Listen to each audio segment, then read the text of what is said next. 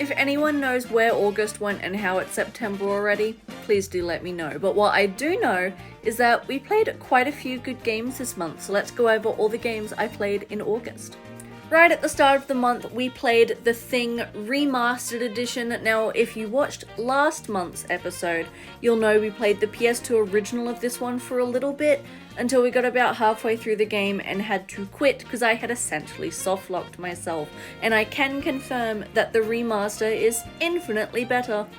Night Dive has once again done brilliant work with this game, and this is now officially one I can recommend to horror fans, and especially fans of the movie. I think that the Easter eggs and the callbacks to the movie are really cool. The ending had me like, oh my god, it was really fun.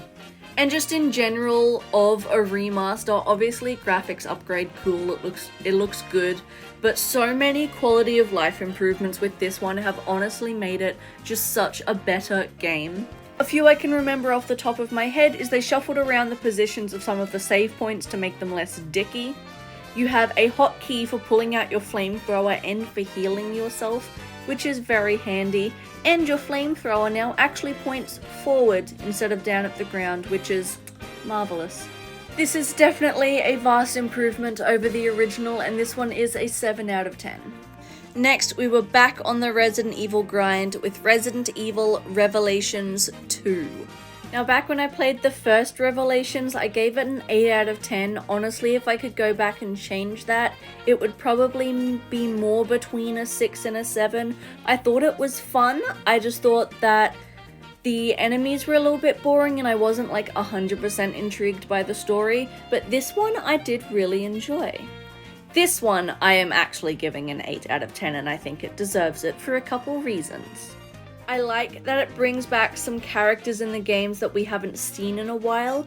You get to play as both Claire Redfield, who technically at this point hadn't been in a game since the PS2 with Code Veronica, and you get to play as Barry Burton, which is really cool. And you get some new characters as well in Natalia and Barry Burton's daughter, Moira, who you also get to play as. And the return of the Wesker lineage as well. This game technically takes place in between 5 and 6, and they do reference Resident Evil 5 a couple times. So I think the story is very interesting. The gameplay mixes things up quite a bit. You have a lot of different mechanics with the different characters, and different ways to get through the puzzles, so it is very fun to play. It is definitely one of the harder Resident Evil games in my opinion though. I played on normal, as I do with most of the games, and I found myself quite challenged playing this one, so keep that in mind. I did also play the 2 DLC episodes. They were really short, they were like an hour and a half each, so I'm not ranking them separately, but I do think they are enjoyable in filling in some gaps in the story. So if you have not played this one, I do recommend it for Resident Evil fans. And lastly was our Nintendo game for the month, and we played Poke Park on the Wii. I picked this game up a few years ago for like $20 off eBay, because I saw a clip of it one day and it looked kind of fun. I did not know how many people played this game as a kid. I had so many people come into stream saying that they loved this game and it was so good to see it again. So that was really cool. I didn't think many people had heard of this one. And this, ladies and gentlemen, is a 9 out of 10 Pokemon game. This is so much fun. It gets the same ranking as the Mystery Dungeon DX on the Switch.